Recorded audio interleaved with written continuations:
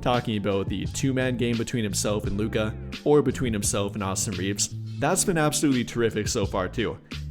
Throughout 9 games, or 8 games, let me correct that, Deandre Ayton has put up the 4th most pick and roll roller points per game in the entire NBA, only falling behind Domantas Sabonis, Joel Embiid, and being tied with Alex Sarr, so I guess kind of tied for 3rd.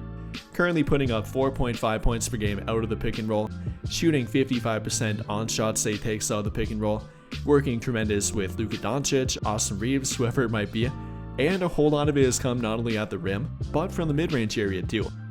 You know, I've talked about it and have often pointed to it with Deandre Ayton, not only the lob threat ability and ability to finish at the rim, but in that in-between game too. Something that's kind of a lost art in today's NBA, not only with bigs, but pretty much any player at that. Not many guys can knock down that mid-range shot, but that's not the case here for Deandre Ayton. Throughout 8 games, he's been a terrific mid-range shooter for them, and that's directly reflected with their team's stats. I mean, the Lakers are the best mid-range shooting team in the entire NBA so far. From 5 to 9 feet on the court, the Lakers are shooting a terrific 67% from the field. I mean, that's nearly 9% higher than the team in second, the Utah Jazz. No, they're not taking a ton of them per game, roughly 4 shots per game from that 5 to 9 feet area, but they've been terrifically efficient, have gone to it with Deandre Ayton, Luka Doncic, even Jake the Arabia a bit, Austin Reeves of course too, and have been very efficient when they do that. But even a bit further away from the rim, from 10 to 14 feet away, they're also the most efficient team, currently shooting 57.8% from that range in the court, taking 5 shots per game from that 10 to 14 range, and a lot of it has come from Deandre Ayton once again too. Not very common for a big man, but Deandre Ayton has given them that value. And specifically with Deandre Ayton, from that 5 to 9 feet area, currently shooting 70% from the field, taking the most of them per game on their entire team, averaging 2.9 shots per game from that 5 to 9 feet range,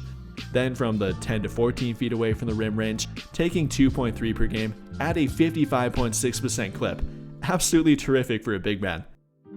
So again, talking about the two-man game between Luka Doncic and Deandre Ayton, or with Ayton and Reeves, it's been absolutely great. And even from the mid-range and the in-between game with him, that's another thing to point to that doesn't get talked about much, but has given their offense another dimension that not many other teams have in the modern NBA. But apart from the numbers and pointing to all that, actually pointing to it on the court and with the eye test, we have a lot more evidence that we can point to.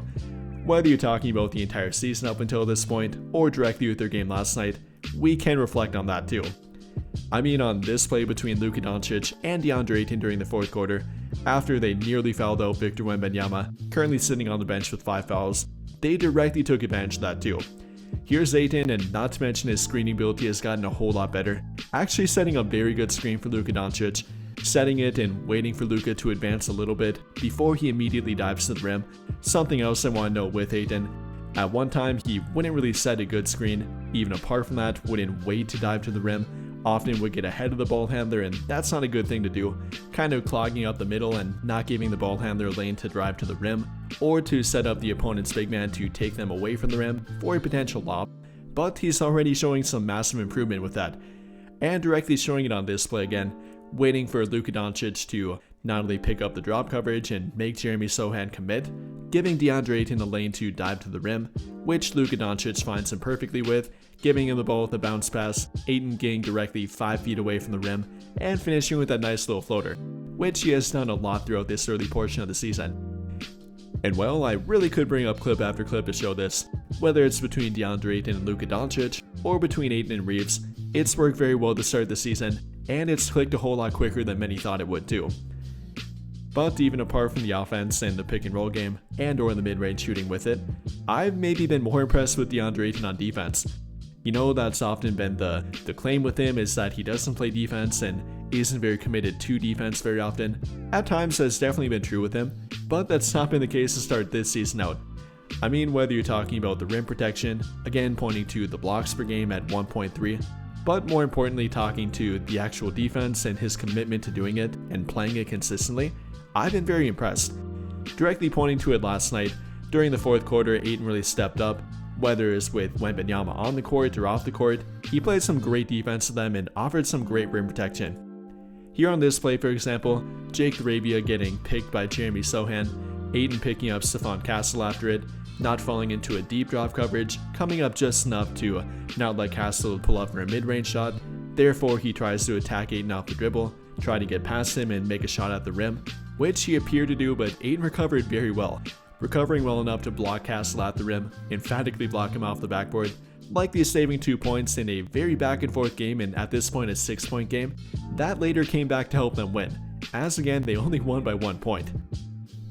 And then the very next time down the court on defense, Ayton once again playing tremendous defense in a very close game to where they needed it,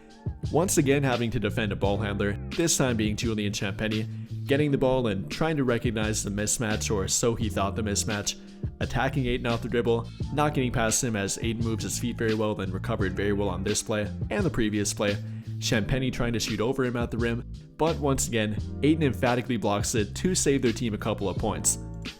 Again, we're not only talking about offense here, but also defense with Deandre Ayton, something that had been in question for him, something that many fans doubted with him coming into this season, but he's been a very pleasant surprise so far. Whether it's been blocking people at the rim, again the blocks are pretty good for him, or simply playing good disciplined defense, like the very next time down the court against Victor Wembanyama, holding his ground against him, making Wemby try to shoot over him, which ended in a miss here, and giving their team some good rim protection. I've been very impressed with Deandre Ayton. But I think that'll pretty much do it for this one, and if you enjoyed the video, then I'll greatly appreciate it if you dropped a like, subscribe to the channel if you have not already, and hit that notification bell to never miss out when I upload a video. But as always, thank you for watching and have a great day or night.